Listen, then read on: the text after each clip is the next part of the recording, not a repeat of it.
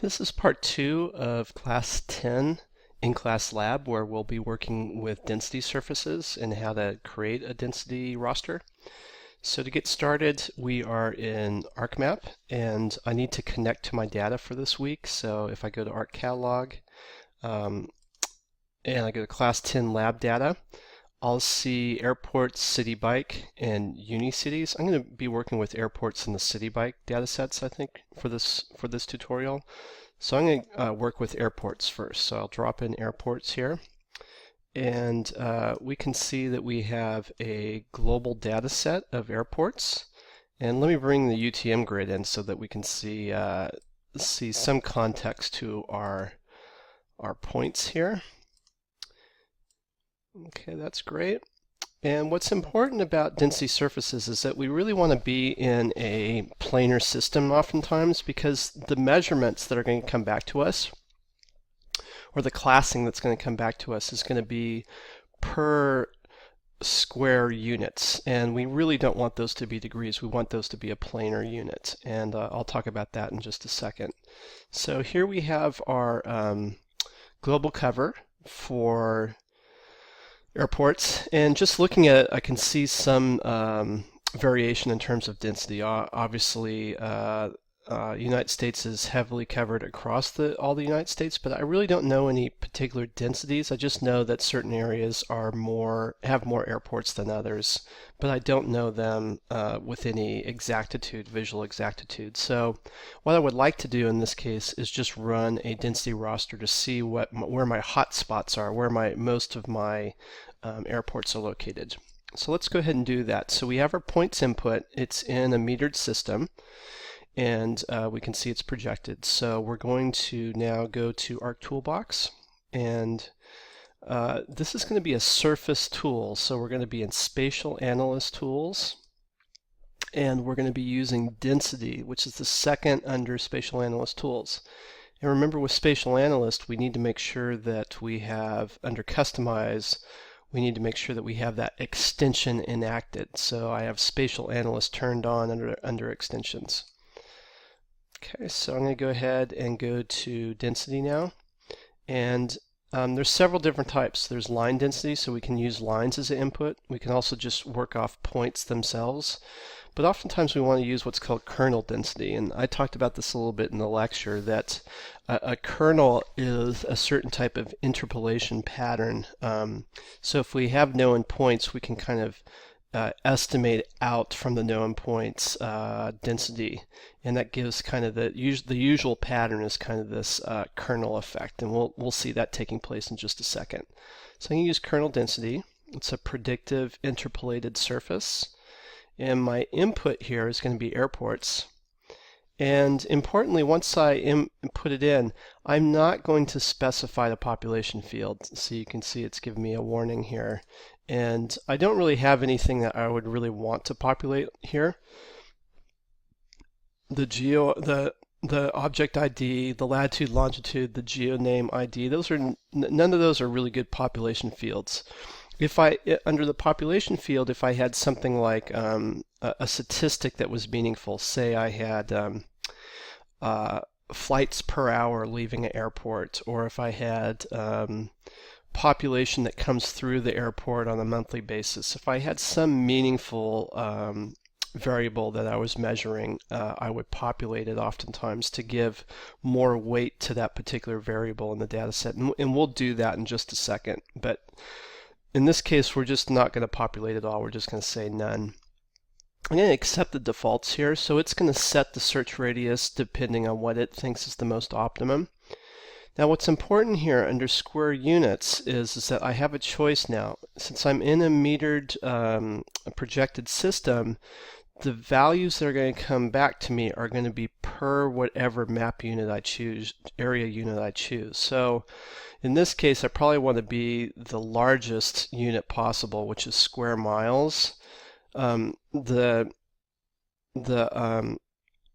class that comes back to me, the actual expression, is going to be somewhat difficult to work with just because I'm working on a global scale. But at least we'll know airports per square mile in our density raster. So let's go ahead and run this. We'll just accept all the defaults and say OK. And so it's going through its process here, and let's see what we get back. So what we get back is we're always going to get back a roster that's going to be the same size of the extent in a rectangle format of our input. So here it's seeing it on a global scale. And let's go to our table of contents. Let's open that up. Okay, here's our table of contents, and here's our classing. So let's take off our points, and let's click off the UTM grid here. Actually, let's put UTM in the background. So we'll fill color nothing, but we'll keep the outline color this gray. And let's do this. Let's make the low class. Well, let's tell you what. Let's not do that. So we're just going to look here at our resulting roster. So here we know that if we put our points on top, we have this real dense pocket in sort of the northeast corridor of the United States, and we can see its expression is this kind of kernel. It looks kind of like a corn kernel, where it's elongated on one edge, and there's a center to the actual kernel itself. And this is an interpolated, averaged out surface that's in raster format. And what's happening is that these cells are the result of these particular points per cell measurement. So as we're going through each cell, we're measuring how many events are happening. So out here we can see there's very few events, relatively speaking, and of course we can see up close here that I have this real dense pocket right in this area here, and then also along my coastal northeastern cities also. So that's a kernel density, and what's important here is that I have my unit of measurement it's giving back to me here is per square mile. So obviously I'm going to have a really small number. We don't really, even in our densest places, let's do a quick measurement here. So if I were to measure between, say, this airport and that airport, let's put it in a distance of miles. We're still talking about a distance of 2 miles or so between those two airports. So per square mile, my result's going to be a kind of meaningless small number for airports. So if I want to make a map out of this density, I probably just would call the lows low density and the high would be high density, and it would be a relative scale. Because remember, with density surfaces, we're giving up the specificity of the airports themselves for the actual average surface. So we're generalizing, we're aggregating out to a certain degree just to show the pattern of the points. So let's zoom to layer and pull back out one more time, and so there we can see our pocket globally. This is the most dense area, much denser than other areas globally in terms of airport coverage. Okay, let's work with a smaller data set. So that's at a global scale, at a very small scale of mapping. That's a kernel density. Let's go ahead and go back to, actually let's open up a new mapping session here so we don't inherit the projection system that we were just working with. And we're going to go to Art Catalog, and now I'm going to bring in my city bike data. So for city bikes, this is the location of, you can kind of make out Manhattan here, and this is Brooklyn, the edge of Brooklyn. And these are the city bike locations for New York City. I think as of a couple years ago, I think they've added several stations at this point. So what we're going to do is do a density raster two ways. We're going to do one just based on the station locations, and then we're going to populate with the number of bikes per station. So it's called C bike locations. That's going to be my input. So I go to Arc Catalog, or excuse me, Arc Toolbox, and I'm going to go to Density under Spatial Analyst Tools, and I'm going to click on Kernel Density. So the input feature here is going to be C bike locations. In this case, I'm just going to populate it none, and I'm going to send it to defaults. The output cell size is the actual resulting cell size that I get back. I'll keep it as default. I'm going to let the search radius be what it's going to be. Now my unit, my area unit, I probably want to have it in how many bike stations are there per square kilometer, per square mile. Let's try per square mile. That makes sense. I certainly want to have something small like feet, because we don't really measure bike station distances between one and another between feet. We really kind of want to know how many are there per square mile. That's a measurement, a unit measurement that makes sense for our data set coming in. So I say OK. And this gives us a quick overview of where the dense locations of these bike stations are. So we can see sort of Midtown Manhattan is pretty dense. There's also these pockets in Brooklyn. And then we also in Lower Manhattan have some dense pockets of these stations also. So that's helpful to just get an overview of where the stations are located. But probably what we really want to know is we want to, and we can see that per square mile, there's the rate per in Lower Manhattan and in Midtown is pretty dense. Okay, so there's a lot of stations per square mile in that area. Let's do this. Let's go back to kernel density again, and we'll input C-bike locations, and this time we're going to populate it. So under my population field, in the data set, I have a column called number of bikes, and that's the number of bikes that are located at each one of these stations. So it'd be really great to have a sense of what's the capacity for the station. And I believe the capacity is 1 point in time. So the overall capacity, especially now because this data set's a couple years old now, is quite different than the density roster we're going to result here. So we go to num bikes, and output cell size, will keep that all the same. And the area units, let's say how many bikes are there per square mile based on the station capacity, and let's say OK. And we'll probably get back a similar pattern, so we're going to see some clusters in Midtown Manhattan and then also Lower Manhattan, but we can see that the pattern's slightly different. It doesn't have that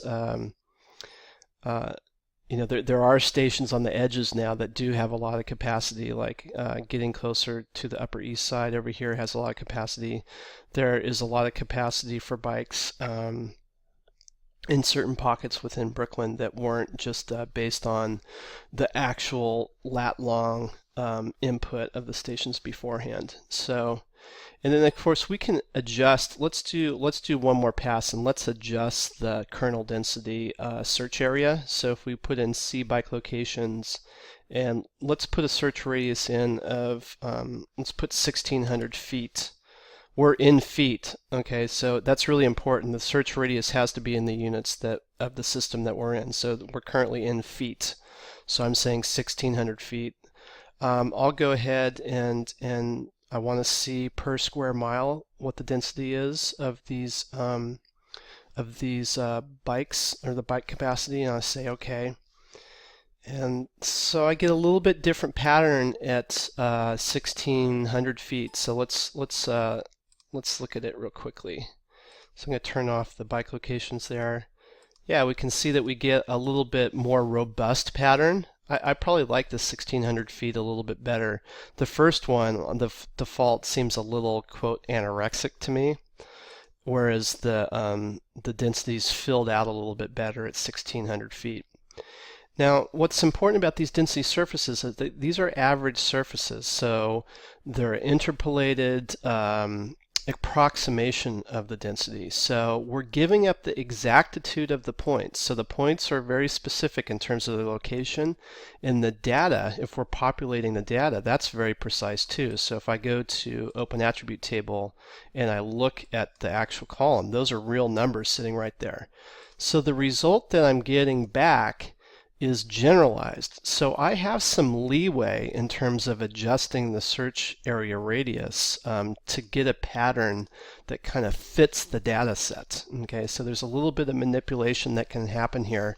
There's no one right density roster. You do want to represent your data as best you can, but you also want to show a density pattern that is appropriate and makes sense for the way that you're trying to display the data, the point that you're trying to make in your data set. So this is the second part where we're working with point inputs to create a roster. So we're essentially converting from a points feature to a cell-based feature, and this is really powerful when you're trying to understand your points data for a project in terms of density, and especially density that you feel is important in terms of an attribute structure. If there's something in the attribute table that you want to visualize in terms of density, this is a great way to do it. And we don't necessarily use density rosters to make real exact decisions. Once again, they're average generalized surface, so we want to be careful how we use them in terms of a larger analysis methods process, but they are really great as sort of single products where we're just trying to convert from a points representation of geography into an actual surface itself that shows us density. So hopefully this is helpful to understand what a density surface is, and so this is the conclusion of the part 2.